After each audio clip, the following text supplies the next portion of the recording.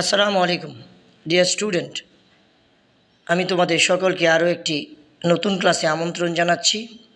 তোমরা সকলেই আমার ইফ আইডিয়াস ফর ফিউচার চ্যানেলটি সাবস্ক্রাইব করবে, লাইক কমেন্ট ও শেয়ারের মাধ্যমে সর্বদা আমার পাশে থাকবে। আমি এই আশাবাদ ব্যক্ত করছি। সকলকে প্রীতি ও শুভেচ্ছা জানিয়ে আজকের ক্লাস শুরু করছি। আজ আমি তোমাদের সাথে আলোচনা করব।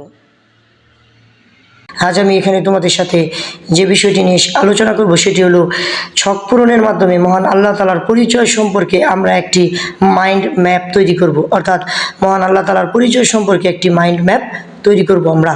তাহলে এখানে আমাদের মাইন্ড ম্যাপের আল্লাহ তাআলার পরিচয় থাকবে। দেখতে পাচ্ছ একটি মাইন্ড ম্যাপ তোমাদের সামনে প্রস্তুত করা আছে। এই মাইন্ড ম্যাপের ক্ষেত্রে আমরা প্রত্যেকটা করে একটা করে আল্লাহ তাআলার পরিচয় সম্পর্কে লিখব এবং এই পরিচয়ের মাধ্যমে আমরা আল্লাহ তাআলার বরত্ব এবং ওনার পরিচয় বুঝতে পারবো। এবং তোমাদের সকলকে আমি এই ক্লাসটিতে স্বাগত জানাচ্ছি। আরেকটি বিষয় খেয়াল করো, এটি একটি দলগত কাজ। কাজের উদ্দেশ্য কি? শিক্ষার্থীরা এই কাজের মাধ্যমে মহান আল্লাহ তাআলার পরিচয় সম্পর্কে অধিকতর ধারণা লাভ করবে এবং মাইন্ড ম্যাপ তৈরি করার কৌশল জানতে পারবে। এখানে কিছু নির্দেশনা আছে, আশা করি তোমরা নির্দেশনাগুলো খুব ভালোভাবে খেয়াল করবে। মহান আল্লাহ তাআলার পরিচয় সম্পর্কে মাইন্ড ম্যাপ তৈরি করতে হবে। তোমরা এটি করার পূর্বে ইসলামিক বিশেষজ্ঞ যে কোনো একজন ব্যক্তির সাথে আলোচনা করবে, চিন্তা করবে। তারপর তোমরা বোর্ডে মাইন্ড ম্যাপিং করার জন্য একটি ব্রেইনস্টর্মিং চিন্তা করবে। তারপর ব্রেইনস্টর্মিং শেষে মহান আল্লাহ তাআলার পরিচয় সম্পর্কে একজন 2-3টি করে পয়েন্ট বলবে। অর্থাৎ যেহেতু দলীয় কাজ, সেক্ষেত্রে আমরা সবাই মিলেমিশে কাজটি সম্পন্ন করব।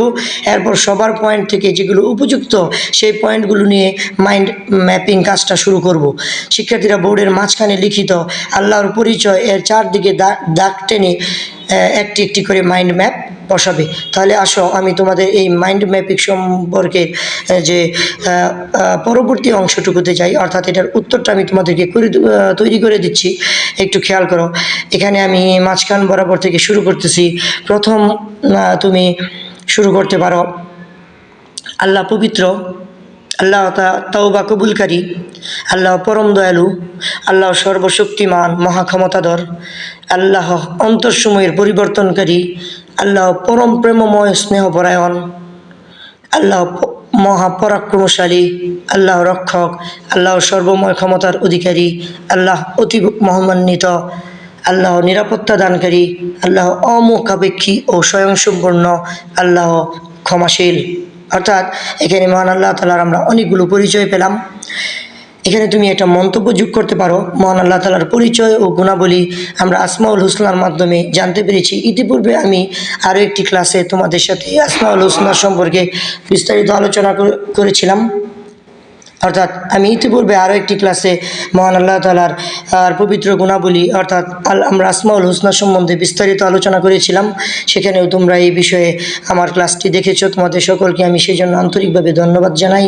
এখন ওই আসমাউল হুসনার আলোকে আমরা এখানে আল্লাহ তাআলার পরিচয় সম্পর্কিত একটি মাইন্ড ম্যাপ তৈরি করলাম। চলো তাহলে আমরা আরও একটি অ্যাসাইনমেন্টে যাই। প্রিয় শিক্ষার্থীবৃন্দ, তোমরা ইতিপূর্বে পূর্ববর্তী শ্রেণীতে সালাতের পুনরালোচনা অর্থাৎ সালাতের গুরুত্ব এবং সালাত সম্পর্কিত সকল বিষয়াদি পড়াশোনা করেছ। এটি একটি দলীয় কাজ। এই কাজটি একটু খেয়াল করো। সালাত সম্পর্কিত পুনরালোচনা কাজের উদ্দেশ্য হল পূর্ববর্তী শ্রেণীতে অর্থাৎ সপ্তম শ্রেণীতে সালাত সম্পর্কিত অভিজ্ঞতা তোমরা অর্জন করেছ। এখন এখানে কিছু নির্দেশনা খেয়াল করো। শিক্ষক নিয়ম মেনে 5-6 জনের একটা দল গঠন করবেন। তোমাদের সপ্তম শ্রেণীর ইবাদত অধ্যায়ে সালাত বিষয়ে তোমরা যা শিখেছ তা নিয়ে একটা আলোচনা করবে। তারপর ছোট ছোট দলে বিভক্ত হয়ে সেখানে আলোচনা করবে। তারপর দলগত কাজ শেষ করে প্রত্যেক দল থেকে একটি করে আলোচ্য বিষয় নিয়ে তোমরা সেখানে উপস্থাপন করবে। তাহলে এখানে আমি তোমাদের সামনে উত্তরপত্রটি উপস্থাপন করব। দেখো প্রিয় শিক্ষার্থীবৃন্দ, দলীয় আলোচনার ভিত্তিতে সপ্তম শ্রেণীতে ইবাদত অধ্যায়ে সালাত বিষয়ের উপর যে শিক্ষণীয় বিষয়গুলো তোমরা পড়েছিলে সেগুলো তোমরা নিজেরা প্রথমত আলোচনা করবে। তারপর এই বিষয়গুলো সম্বন্ধে লেখার চেষ্টা করবে। তারপর আমি তোমাদেরকে এখানে তৈরি করে দিচ্ছি। দেখো, দৈনিক 5 ওয়াক্ত সালাত আদায় করা ফরজ। নির্ধারিত সময়ে সালাত আদায় করতে হবে। ইচ্ছাকৃতভাবে সালাত আদায় না করা মহাপাপ। ও বড় গুনাহ। সময় মতো সালাত কোনো কারণে আদায় করতে না পারলে যত দ্রুত সম্ভব কাজা আদায় করে নিতে হবে। সালাতের মাধ্যমে মহান আল্লাহ তাআলার সাথে আমরা নিজেদের সম্পর্ক স্থাপন করি। আল্লাহর নিকট বান্দার আনুগত্য ও বিনয় প্রকাশের সর্বশ্রেষ্ঠ মাধ্যম হচ্ছে সালাত। সালাত মুমিনের মিরাজ স্বরূপ। সালাত হচ্ছে মুসলিম ব্যক্তির অন্তরের প্রশান্তি এবং তার সাহায্যকারী। সালাত বিপদে আপদে আত্মাকে শক্তিশালী করে। ধৈর্য ও সালাতের মাধ্যমে মহান আল্লাহ তাআলার কাছে আমরা সাহায্য প্রার্থনা করব। অশ্লীলতা ও অন্যায় থেকে বাঁচার প্রধান রক্ষা কবচ সালাত। তারপর আরেকটু দেখো, আরও কয়েকটি বিষয় খেয়াল করো। সালাত আদায়ের মাধ্যমে শরীর চর্চার অধিকাংশ উপকারিতা পাওয়া যায়।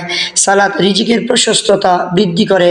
সালাত শরীরকে সচল ও কার্যকর রাখা নিশ্চিত করে।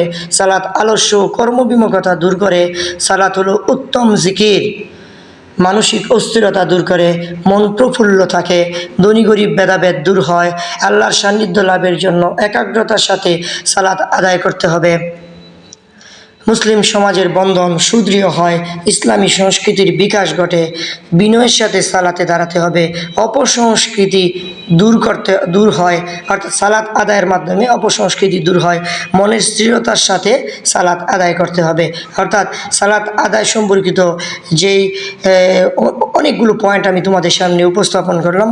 এখানে প্রথমত তোমরা এই বিষয়টা খাতায় লিপিবদ্ধ করবে। তারপর এখানে পর্যায়ক্রমে প্রত্যেকটা বিষয় সম্পর্কে তুমি ধারণা লাভ করবে, পড়াশোনা করবে, লিখবে। তারপর এটা শেখার পর এই কাজটা সম্পন্ন করবে। যদিও দলীয় কাজ, তারপরে প্রত্যেকের এখানে একটা ব্যাপক অবদান থাকে। আমি তোমাদের সাথে আজ 2টি অ্যাসাইনমেন্ট আলোচনা করছি। প্রিয় শিক্ষার্থীবৃন্দ, এই 2টি অ্যাসাইনমেন্ট তোমরা খুব ভালো করে রপ্ত করবে। আশা করি এখান থেকে তোমাদের কমন পড়বে। পরবর্তীতে আবারও তোমাদের সাথে দেখা হবে। তোমাদের সকলের মঙ্গল কামনা করছি। আসসালামু আলাইকুম ওয়া রাহমাতুল্লাহ।